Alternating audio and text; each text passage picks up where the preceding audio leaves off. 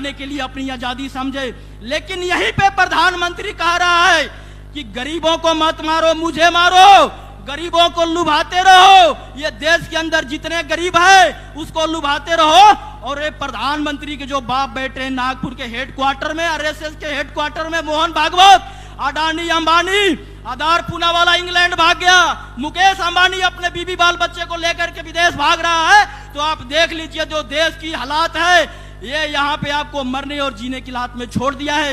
ये प्रधानमंत्री कुछ नहीं करने वाला है। भाइयों बहनों, मैं बिहार लिट्टी चोखा लाने जाना चाहता था, भाइयों बहनों, मैं झुमका वाला बरेली जाना चाहता था, मुझे पता था कि झुमका यहीं गिरेगा। भाइयों बहनों, मैं गुरुद्वारा जाना चाहता था, भाइयों बहनों, मैं फौज में जाना चाहता था।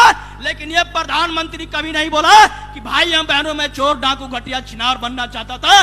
ये प्रधानमंत्री जब देश के अंदर प्रधानमंत्री संविधानिक पद पे बैठा हुआ, वो खुद कह रहा है कि कांग्रेस की कौन सी ऐसी विधवा थी जिसके खाते में पैसा जाता था। शशि थरूर की बीबी को कह रहा है 2.5 करोड़ की गर्लफ्रेंड। जब देश की प्रधानमंत्री की यह लैंग्वेज है, बंगाल में तड़ीपार जा रहा है, वहां पे कह रहा है प्रधानमंत्री, क्या कह रहा है, ओ दीदी, ओ दीदी। मैं वही कह रहा हूं, ओ प्रधानमंत्री, ओ प्रधानमंत्री। आज बंगाल की हालात देख लीजिए। बंगाल में जैसा आपका बुरा हाल हुआ, तो मैं किसान भाइयों को यही कह रहा हूं कि आप पंजाब में इनकी हालात सुधार दीजिए। आप पंजाब को देख लीजिए, संभाल लीजिए, बाकी हम देश को सुधार लेंगे। देश को बदलने के लिए हमने ऐलान कर लिया।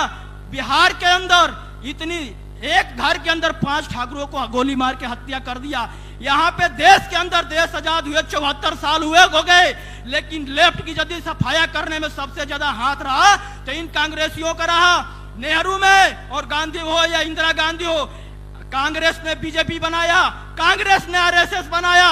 ये सब कांग्रेस और बीजेपी। देश आजाद हुआ तब से, अब से, आज से इन्हीं के इर्द गिर्द ये राजनीति सत्ता घूम रही है। यदि अंबेडकर ने कहा था कि देश की राजनीति सत्ता ऐसी चाबी है कि किसानों को हो या किसी मुस्लिम को हो, राजनीति सत्ता ऐसी चाबी है जिसे मुक्ति के सारे दरवाजे खोले जा सकते हैं। ये किसानों को जो बागडोर है देश का अपने हाथों में लेना होगा, लोकतंत्र की सुरक्षा करना होगा, लोकतंत्र पे अपना कब्जा करो, नहीं तो ये कुछ नहीं करने वाले हैं। ये तो पूंजीपतियों को हाथ में सौंपने जा रहे हैं। कानून नहीं बन रहा, इसने सोचा कि विधानसभा हो या लोकसभा, इसने तो अपना पास करा लिया, लेकिन किसानों ने इसके मुंह में नकेल डाल दिया। अब आगे क्या, प्रधानमंत्री या राष्ट्रपति तो उसका गुलाम बन बैठा है।